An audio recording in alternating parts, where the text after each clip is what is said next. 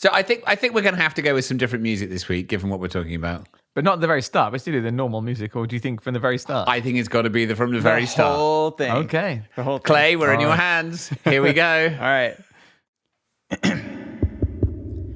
El himno nacional de Costa Rica.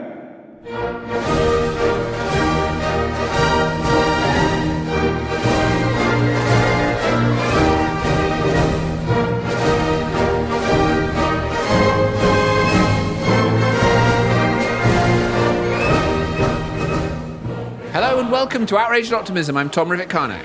I'm Christiana Figueres, the only Costa Rican on this team. But not on this podcast. Sorry, Paul. And I'm Paul Dickinson, who's not from Costa Rica at the moment, but we'll see. This week, we bring you a special conversation with President of Costa Rica, Carlos Alvarado. Plus, we have music from Bobby Bazzini. And I hope you're enjoying the Costa Rican anthem. Thanks for being here. Costa Rica, Costa Rica.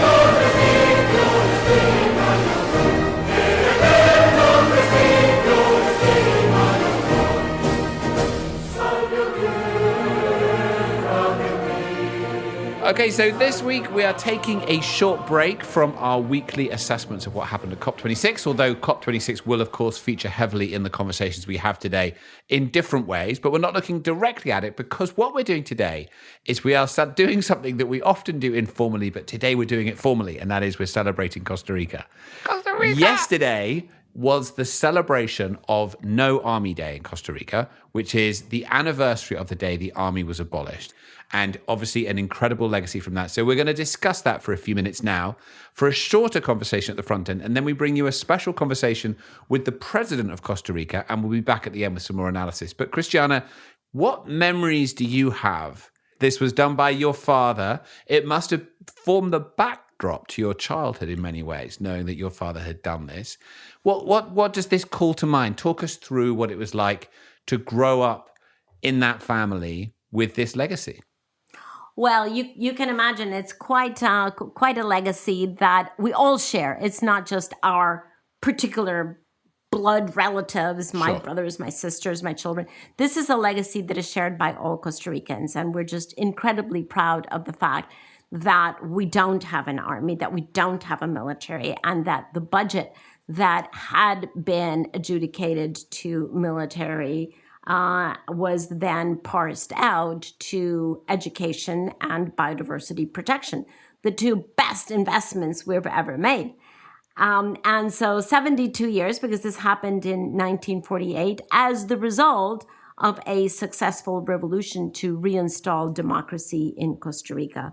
And because it had been the government army that had attempted to not respect the results of elections. That is why my father, the leader of the revolution, said, right, in that case, we're going to disband the army. He also disbanded his own revolutionary army, disbanded both armies, sent everybody to actual work in the fields. Years later, we have some of the most highly educated people in the world.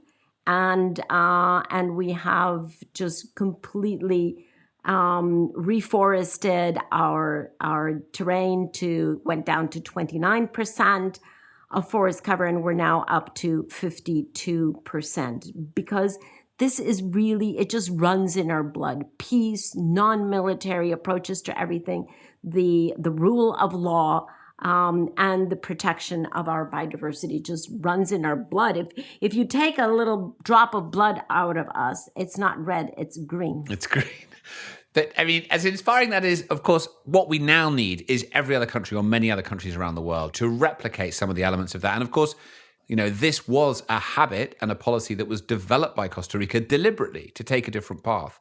But we've never seen any other country do the same. Why not, do you think? Well, because I think we have such an attachment to the status quo, to legacy, and you need someone who truly is not just very visionary, but someone who is willing to do tabula rasa, wipe out what was, and begin to construct anew. That takes guts. That is a very, very bold move. That is not something that you find usually. And that's the kind of transformation that is needed. Honestly, when you think about our challenge on climate change, we need a serious dose of that also, because we also have to do tabula rasa with fossil fuels and start anew, having the technologies that we do.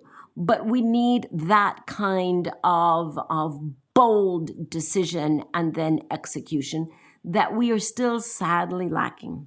And when I was growing up, I heard this phrase, the military-industrial complex. The idea is that the armaments industry kind of protects itself and it grows itself. And I thought that phrase, military-industrial complex, when I was growing up, had come from some kind of hippie and a peace camp. And do you know what? It didn't.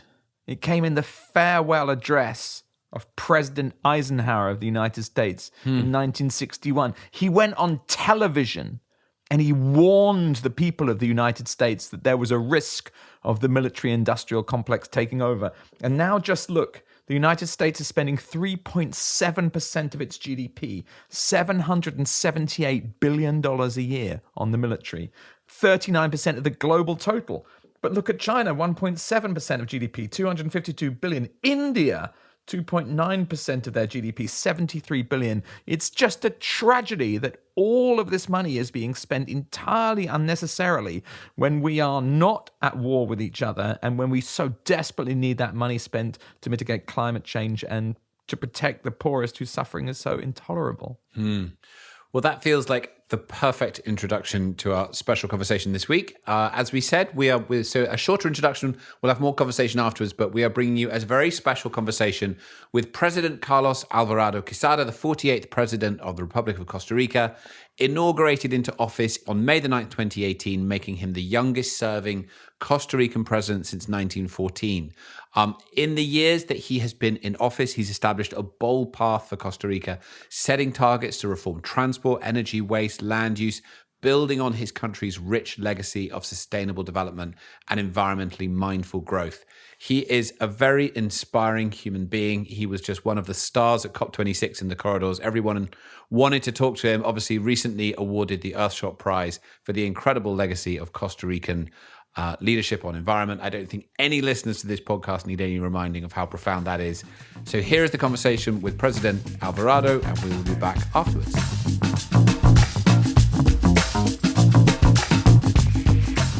Señor Presidente, thank you so much for joining us on Outrage and Optimism. I very much want to have this conversation in Spanish and start by probably the national anthem of Costa Rica, because my colleagues will tell you that this is very much a podcast about the beauties and the wonders of Costa Rica.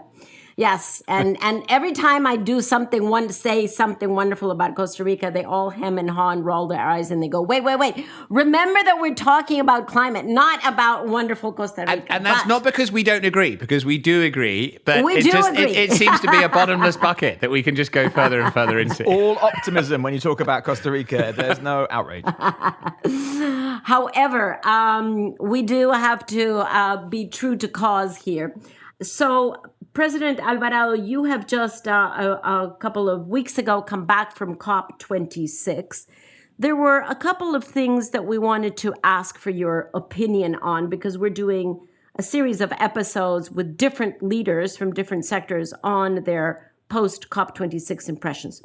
The first question that I have for you is the two main decisions that came out of COP26 unusually start the text by reminding everyone of the importance of multilateralism. That really caught my eye, because those decisions are the result of multilateralism.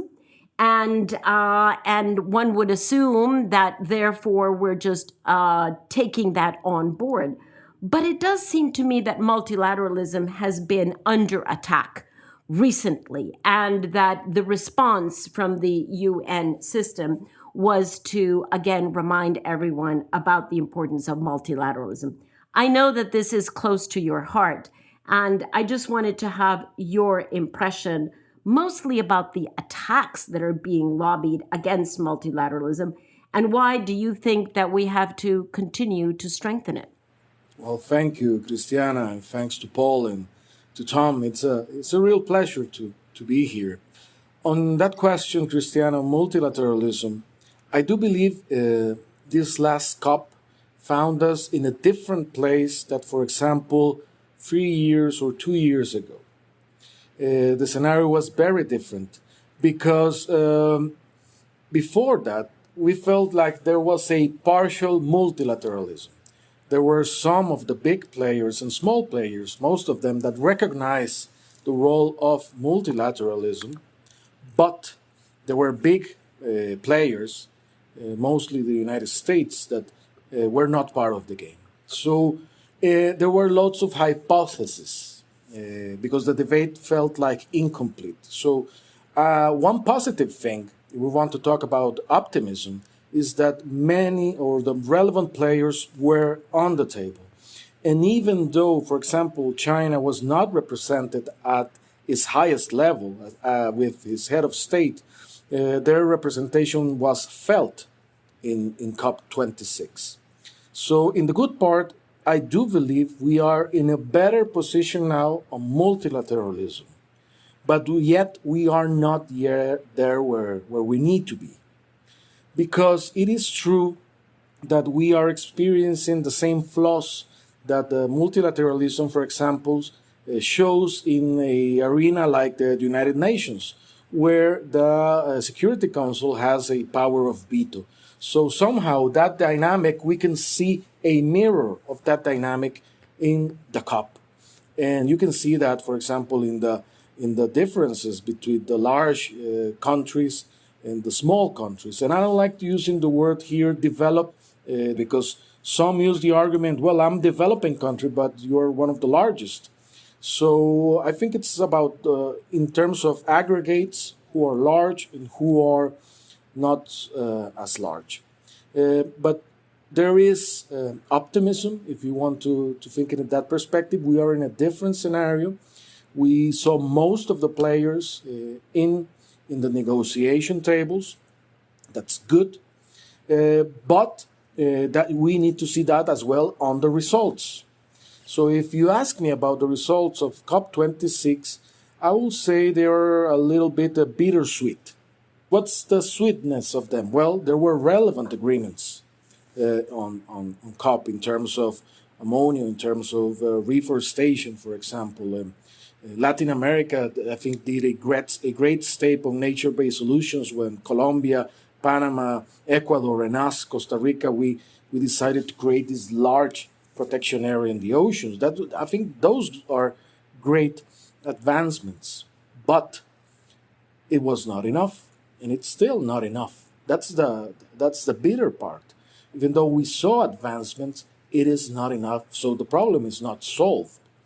So I believe that's where we are standing now. And I believe the part of, if you want to put it in the context of bittersweet or outrage optimism, the outrage is that we are still not there. There are several vetoes on advancing faster, and we need to keep putting pressure on the different actors to get things done. And I think that's a key role that civil society and also the small countries have to enforce, a moral pressure of why it's so critical to get things done. Well, I'm interested that you point that out about the smaller states and the larger states, because I would totally agree with you that several years ago, if you want to talk about a political divide, the political divide was the Annex 1 countries and the non-Annex 1, which means the developed countries that are responsible for climate change historically and the developing countries that are not as responsible. But I dare say, President, that as of late, that division is not as evident as the division between G20 countries and the rest. And the G20 are the 20 largest states, the 20 largest economies that today carry 80% of the emissions. And then everyone else, right? 110 or 100, how many more? 140 140 smaller states, mid-size and small states, that whose efforts are important, but they are not going to be the solution to climate change. It really rests with the G20 countries, some of whom are industrialized, some of whom are developing. And I wonder whether you see that dynamic also across other issues, President, this new divide, this emerging divide between the larger economies and the smaller economies, or is that only present in climate change? Well, I think this is one of those cases when words frame our thinking. And I'm speaking about large and small, I'm speaking about wealthy, mid-income and poor, all those develop or developing, north and south, all those things frame the way we are thinking. But as you mentioned, if we go bottom line, we're talking about that there are 20 big countries or countries that are the main emitters of that are causing climate change, and those are putting in risk the whole of humanity. So that's a fact. That's not an interpretation. It is a fact. I do believe we as countries and as peoples of the world, we have the right of development. Everybody has that right. But that doesn't mean necessarily that we have a right to pollute. As the history of humanity has been relying on industrialization, and somehow industrialization also has relied on fossil fuels, we tend to think that develop means polluting. And as others have done that in the past, then I have a right to do that. So I think that's not the right framing, because therefore that line of thought will drive us into an end game. But Mr. President, if I can try and steer you here, if we reject that conventional model of development, huge factories and massive production, super consumerism, everybody's going crazy on shopping for all this, what's the alternative vision? Well, I think there's a great part of the debate. Why? And here comes other of the categories. It's wealthier or wealthy countries and the ones that are emerging or perhaps not as wealthy. On most of the wealthy countries, you have the big polluters and some others that not necessarily are the big polluters. Somehow, the ones that are not the big ones but are wealthy, my approach is that they are doing their part on it. You have countries like Norway, you have countries like, you see them stepping forward, Denmark. Some of the cohesion within the European Union, you see they stepping in, recognizing most of the times that they have a strong footprint, but also providing the resources for those that are emerging, small or big, to make the necessary transformations. We should not think that development is a same pathway for everybody. Mm-hmm. If development were to be the same pathway for the whole of the humanity, then it's over. I mean, we cannot expect as a humanity to have, for example, the levels of consumption of the United States. If that is development and we all have those levels of consumption, then we will need not one planet, we'll need like 3 planets to satisfy all those needs. So a new concept of development has to emerge out of this. And that's why I believe there's some level of resistance in the more classic economics, because obviously that will be challenging the common notion of a free market, for example. But also, in order for this to happen, it challenges multilateralism. Why? Because there is no solution for this that 1 or 2 countries can adopt and say, okay, we're going to fix this bilaterally, and it's done. There is not such a scenario. Why? Because you have the large polluters that somehow they compete between them. So you need agreement between them. So they establish several patterns because they are in competition. But also you need to help those that are emerging not to develop in the traditional way, but adapting new sources of energy, transforming their platforms. You need also to help those that, let's be clear, that may vanish in the years to come. That's why also small states are critical, and they are morally entitled to raise their hands and show how outraged they are. Because when you talk about Marshall Islands, when you talk about the Caribbean, when you talk about Seychelles, you're talking literally about they might cease to exist. If you think about it in a traditional security perspective, which is to protect your territory and your people, climate change is, for many, the greatest risk of protection of your borders and your people. Yeah. But then again, you cannot send an army to stop it. You can send an army of diplomats, and you can send an army of media, of people working to stop that. Do you know what's just fascinating? It's like you famously, Costa Rica doesn't have an army, but you're actually talking about the defense Paul, of the country. We're celebrating that tomorrow, the 1st of December. Congratulations on having no army day. That's right. It's a very that's big yesterday day. for those listening to the podcast. This podcast comes out on Thursday. Okay, so Oh, that's right. That's right. Yesterday. Happy No Army Day. But Happy if No I Army might Day. say so, President, you are talking about national security in the most mature, adult, visionary way. It's not your army, it's climate change. Thank you. Yeah. Well, it is. I have said it several times, for example. And for me, this is like, I don't know, it's so a strong, truth. But still, when I used to say this, nobody tells me I'm wrong.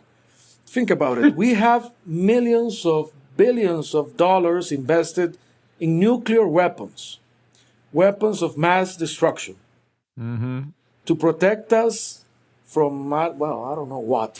Each other. Yeah. From each other, right? But then we have lack of finance to the greatest threat of security of the planet. Yep. Yes, exactly. Does that make any sense at all? When we talk about that we do not have yet enough resources to tackle climate change.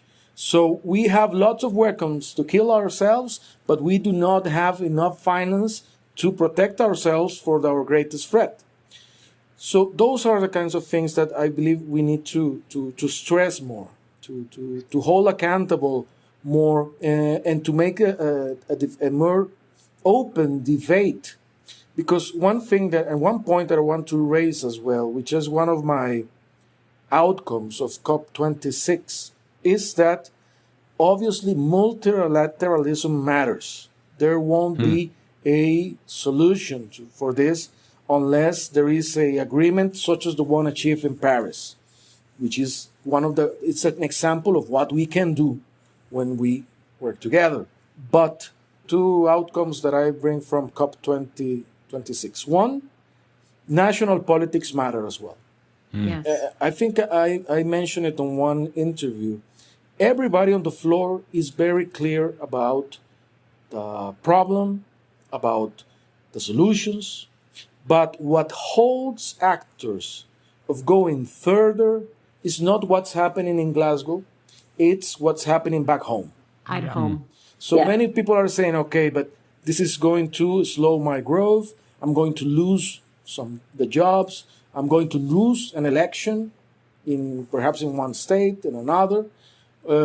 So we, to tackle multidimensionally climate change, we need to not only look at what's happening in the multilateral arena, but we need to look also what's happening on national politics. And we are talking about regimes that are democratic and different kind of regimes. What happens in national politics should be of interest of citizens, of media, of civil society. Obviously, politicians, we cannot get into what's happening in politics in other countries. But people can. People should ask for what do they're they doing. think about this and how they're going to Mr. develop President, it. I'd love to dig further on that. So a direction I'd like to take this in, which relates very much to what you're saying, you won an Earthshot Prize, an inaugural Earthshot Prize for Protect and Restore Nature this year. Congratulations, by the way. It was an amazing achievement. We were there and we were watching you with your family receiving it. It was a wonderful moment. And it's a very interesting moment to receive that award and that recognition. Obviously, Costa Rican forest cover has gone up from 26 to 53%. And everybody's now focusing on what has been achieved by Costa Rica at a moment when the world is suddenly realizing about the integration of nature with the climate solutions. So one of the outcomes from COP26 was that we realized that we need nature to deal with the climate crisis. And weirdly, we haven't been at this level of understanding until now. So as a result, governments around the world, in the context of domestic politics, are getting pressure, and they're realizing that they should protect what they still have and restore degraded land and look at the integration with food systems. And I'd just love to hear you talk a bit from a Costa Rican perspective. Heads of state, ministers that are now embarking on this path, what are the main challenges they're going to face in trying to replicate what you've done, and what are the rewards of doing so? Well, Tom, several things on that. First, thank you, and it's an award given to the whole country. That's very important, regardless of political parties or regardless, because it's something that we have built throughout the decades, as many of the things that we have done as a country. So. And as I have reminded podcast listeners 1,000 times. So that's one thing. Heritage is important. Tradition is important. And building on history is important to tackle any crisis, but in this case, climate change. Second, about conservation, it's one of the key nature-based solutions, and it's one of perhaps the more intuitive and straightforward. Nature has a way of restoring itself, but then we have to give it a chance. And we have seen it from our own perspective in Costa Rica. And for example, we have seen it that with the reappearance of ecosystems, we have seen the biomass, and the mammals or some of the other species increasing their numbers, but also protecting things as well, biodiversity, water, the quality of air, fixing carbon, many benefits. And then there's a third paradigm, which is perhaps the human component. People tend to say, well, but this is not profitable. This is harmful for the economy. What am I going to get out of conservation? If I have areas that are conservation, then by definition, you cannot exploit them. That's the thinking, right? Around the world, that's the thinking. Yeah. Traditional human thinking. Yeah. In our case, conservation has been an engine for development, for an industry of ecotourism. Over and over, we get high ratings as a destiny for ecotourism. Because we have 5% of biodiversity, we have different climates, beaches, volcanoes, national parks. And that is a trigger for development that has it's what we call a industry without, I lost the word, Christiana, sin humo. It's a green industry. Smoke, without smoke. Clean. Nice. Yeah, and actually it's one of the key drivers of our growth, with human talent, and so then we need to shift our thinking. I think that climate change, one of the things with climate change is that it's putting pressure on the traditional thinking of how economics behave. That's why some get so complicated. So last question, I would just want to push you a little bit more in this exact direction. You've spoken about the link between climate change and social justice. We were talking earlier about different kinds of development. Can you tell us, you lead a nation. How do you think about this different model of development? And because we have listeners all over the world who would like to learn from you. Well, it's not that I will not try to neither preach or teach in this matter, but I do believe that we need a world not only that survives climate change, but survive social injustice. And I never seen a scenario in which the selfish goals of people and societies are so much aligned with the selfless goals. Yeah, that's lovely. Everybody needs to be on board in order to save us from climate change. Everybody has to be on board. There is no scenario. And this is a parallel, for example, with vaccines. Omicron is showing exactly what's happened when you don't have an equitable distribution of vaccines around the world. So as a friend of mine put it, if we're going to be selfish, you can be selfish in a smart way, or you can be selfish in a stupid way.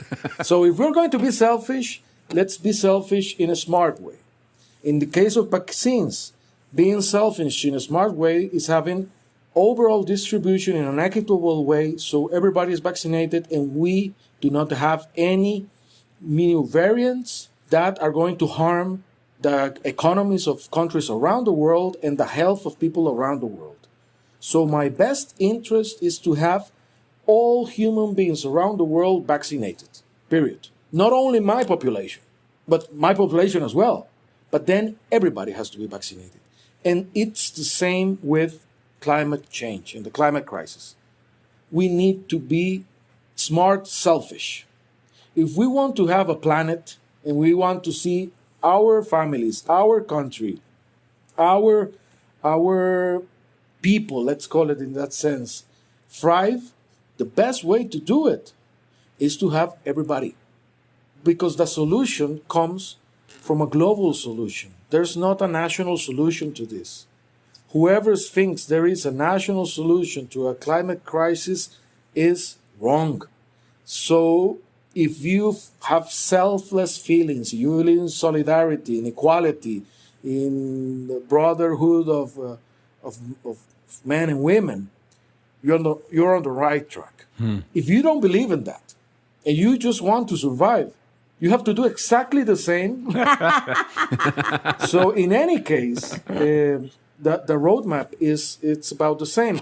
Because if you're going to be selfish, just thinking in the short term, which is very driven by capitalism, yes, you can be well off in the short term, but then we're gone.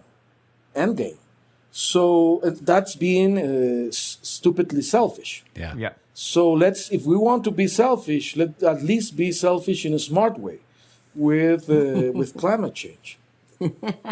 Well, President, I have never contemplated the possibility that there is actually a merging, a dovetailing between smart selfishness and selflessness. I love that concept.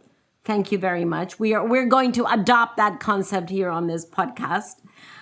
Thank you for that. And President, before we let you go back to your desk, there's one question that we always ask our distinguished guests at the end, and that is, can you identify from a Costa Rican perspective, looking at the global challenge that we all share, can you identify one thing that you're still outraged about and one thing that you're very optimistic about?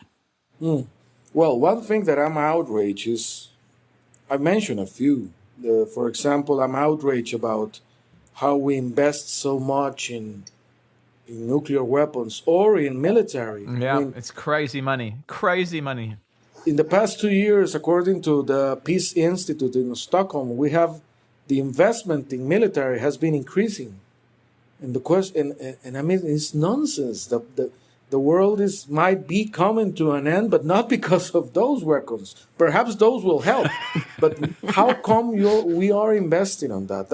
I mean, that's outrageous when you need to provide finance to change how you produce, when you need to recover forests and oceans, when there are people dying with no food. Yeah. There are countries that are asphyxiated by high debts due to COVID and to the drop of their economies, and they do not have fiscal margin to protect their people or to tackle climate change. So that's why I talk about wealthy and not wealthy, large and small as categories. Perhaps it will be easier to do a quadrant with those. I already have that quadrant in my mind. Yes. Perhaps it will be easier to see our responsibility and how we should act. So that's outrageous. Or, as I mentioned, how we have failed to distribute vaccination and protect everybody. Omicron is an example of how not protecting some puts in threat everybody. Everyone. The greatest example. But I'm optimistic when I see young people. They are very clear about it. I don't see they have those bottlenecks in their heads that some people have, because they get stuck about how on the traditional things, the traditional way of thinking. I felt also hope when I met with some of my colleagues in COP, because most of them, they are very clear. There's not necessarily a sense of a doubt, or most of them, they know exactly what they're doing and why this is important at different levels. But it's not something that we can say we're not acting out of ignorance. People are striving to move forward. So that provides hope. And in the case of Costa Rica, well, something that I learned is that our example is not necessarily for people to literally copy or emulate our model, because that's not perhaps what we are aiming at. We are aiming at showing that change is possible, even though some people are telling it's not possible, that you need to look for the ways to make it happen. We need today to make what people say it's impossible, make it possible. We need the Mandela thinking. That's the job. And demonstrate that it is possible. And consistently, humans, we have done that over and over again in the greatest moments of humankind. We have demonstrated that what for decades seems to be impossible, then somebody comes up with a great idea or with a great development and changes things. So I don't know why, if we are capable of surprising ourselves with that, we have such a lack of faith that we can make it possible.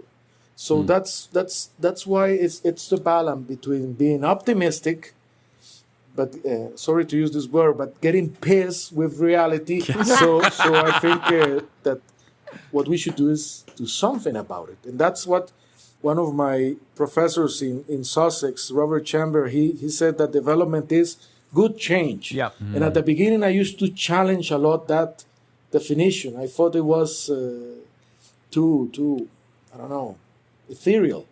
But over the years, I have come to realize that that's the best the definition there is. Good change, changing things for good. Yeah, that is development. And that allows for everyone to define that the way that is best for them.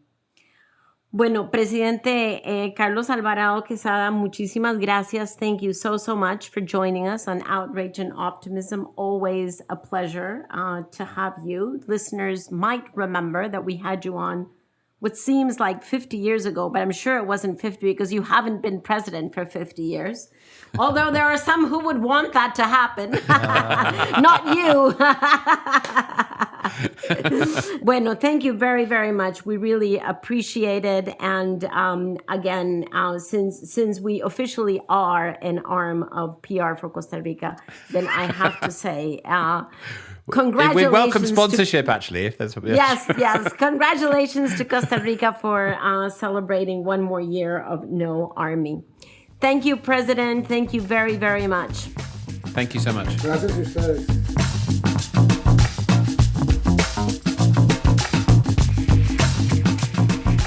What a privilege to get to sit down with President Alvarado just a couple of weeks after he came back from COP26 and just the day before the celebration of the abolition of the army yesterday. For you, the listener, that was on Wednesday. What do you both leave that conversation with? What a huge thinker, what a sort of charming genius. It was so funny. He said at the COP that if the world, if the nations were corporations, we'd all get the sack because we were performing so badly in responding to climate change. So I'm, sort of deeply kind of touched by his ability to sort of see through to the other side of this and his extraordinary notion that And it's a little bit like a concept of universal ownership, which regular listeners would have heard me talk about before. But it's the logical case for being selfless. That's to say that as a selfish person, you will be selfless because, as they've said about COVID and various other things, none of us are safe until everyone's safe. And how the enlightened selfish person looks to build alliances that will protect us all from climate change because none of us are safe until all of us are safe. I thought it was very moving the way he spoke of that. I was really impressed with his concept of selfishness. Actually, if you do it smartly, it actually coincides with selflessness. I had never heard it put that way, but I think we all agree, and in different shapes and forms, we've discussed that concept on this podcast.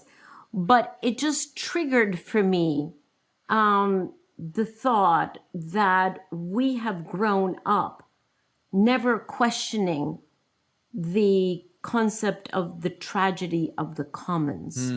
And it's something, that we have always regretted, that there is such a tragedy of the commons. But seen from the perspective that he put it out, it's actually the opportunity of the commons, right?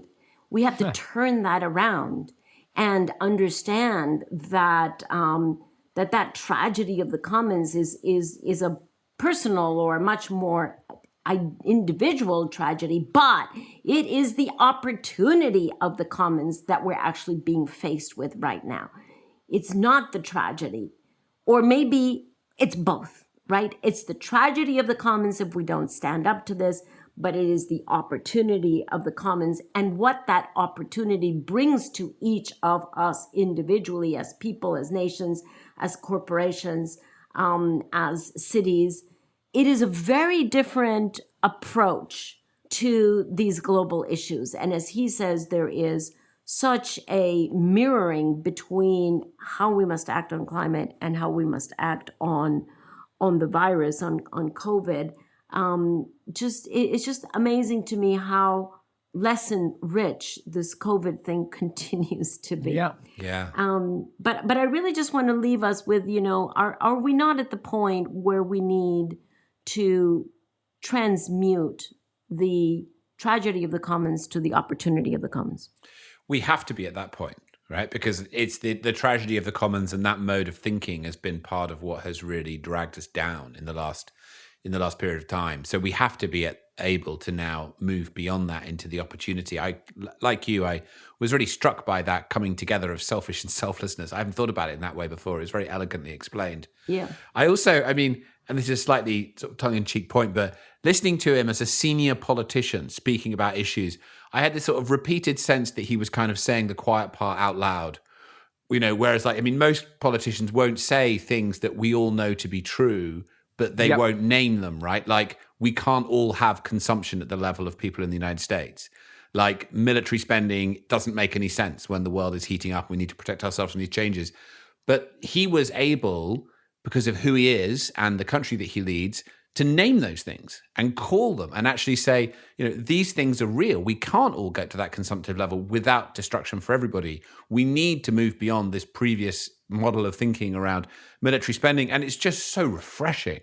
It makes you weep for the quality of leadership in most places in the world, to be honest with you, because these are evidently common sense, but we're so used to our leaders not saying these things that when you hear a leader actually say it, it is incredibly refreshing and inspiring, and also desperately sad that it's an impossible exception of Jacinda Ardern and one or two others, but it's a thin list, the numbers of heads of state who would speak like that. Or do you not agree with that? I think the list might be getting bigger, and I agree with you, but I think you have to remember that it's not that the problem isn't that the leaders all come, they're all stupid or they're all kind of whatever.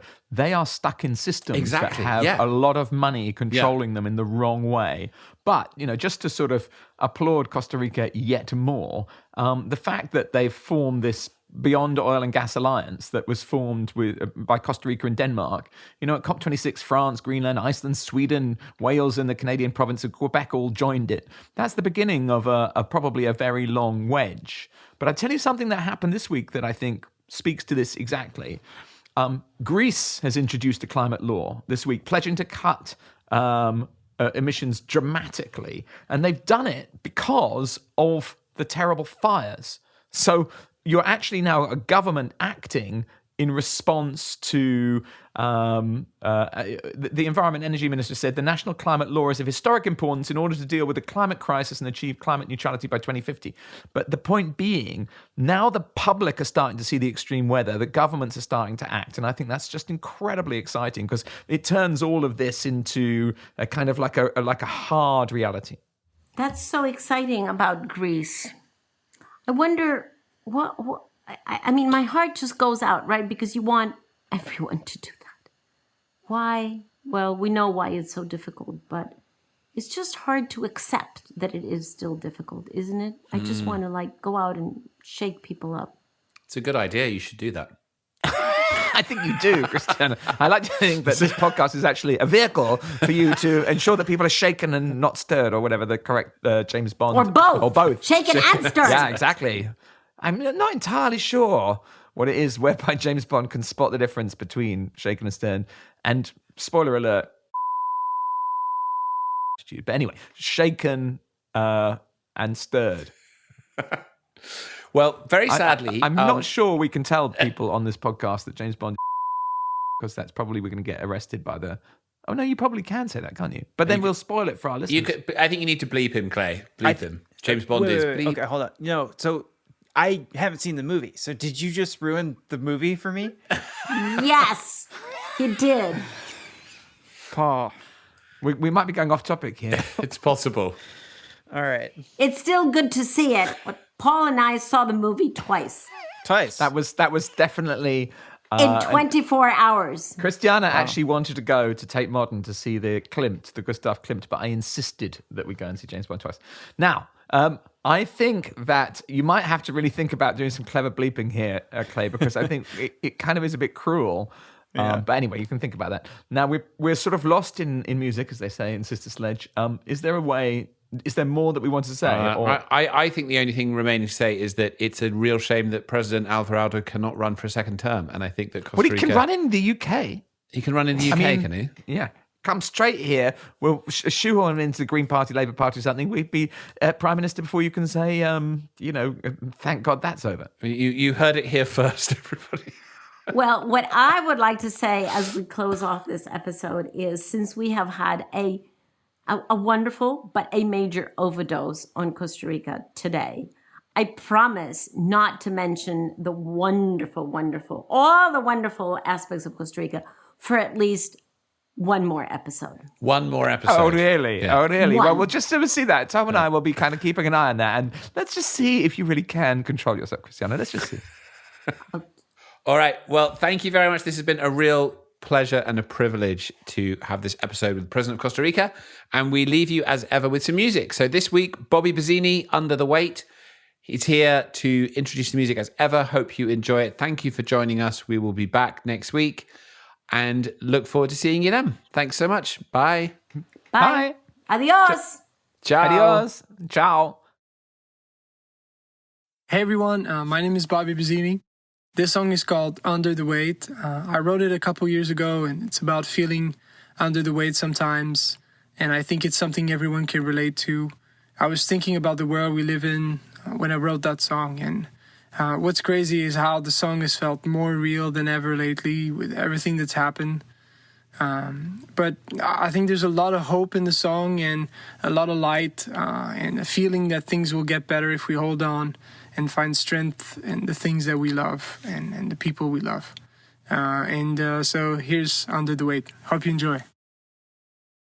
So out of love, so out of touch. I'm feeling heavy, trying to rise above, but I'm pulled under the weight. Striving for power, lost in a green. You feeling heavy, trying to rise above, but I'm pulled under the weight. My baby, she makes me stronger, hold on a little longer.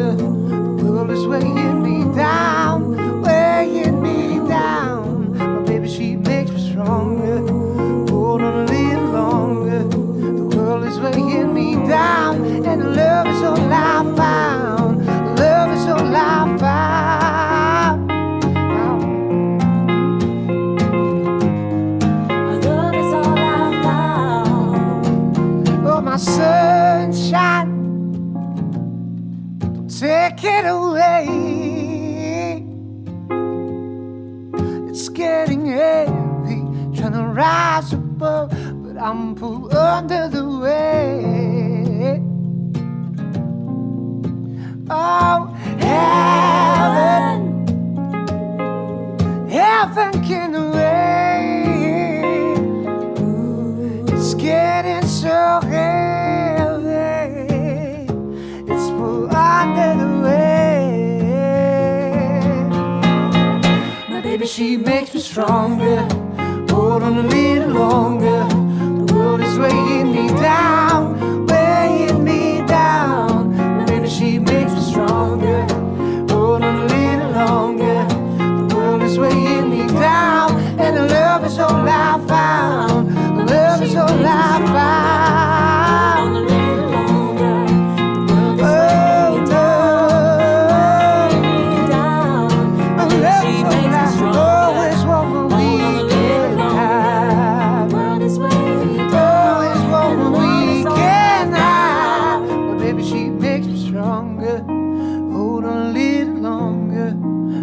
Is weighing me down, weighing me down. My baby, she makes me stronger. Hold on a little longer. The world is weighing me down, and love is all I found. Love is all I found. The world is weighing me down, and love is all I found.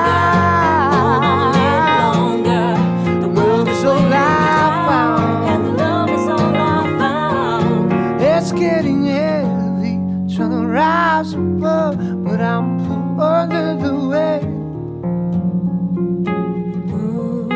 It's getting heavy, trying to rise above when you're pulled under the weight.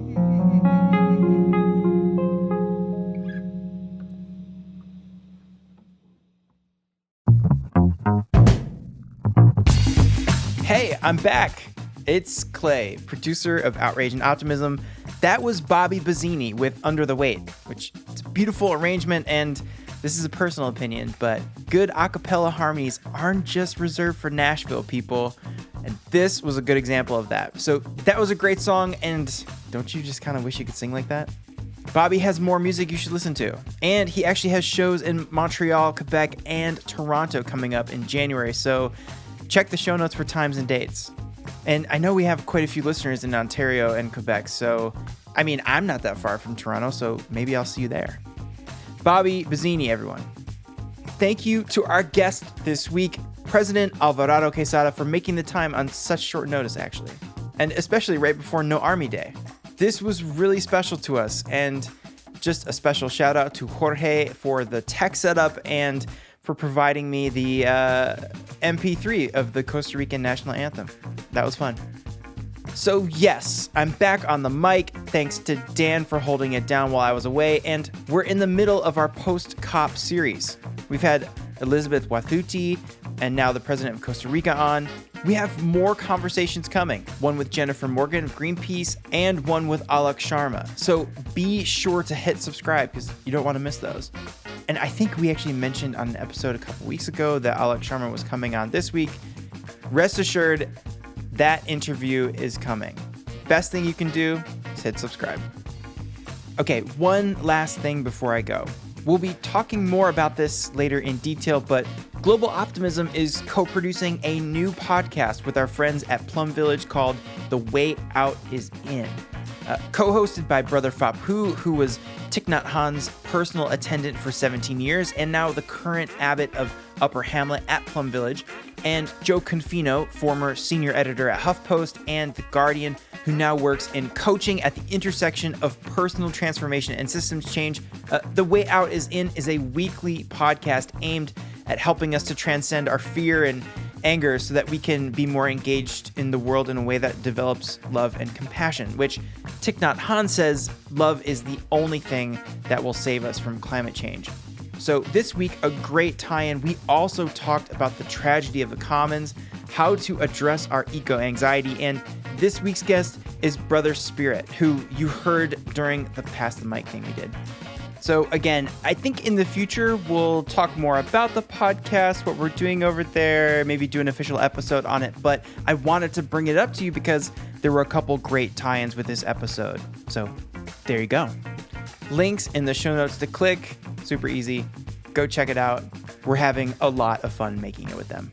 Okay, thank you again for listening, tuning in. It's great to be back. We'll see you next week.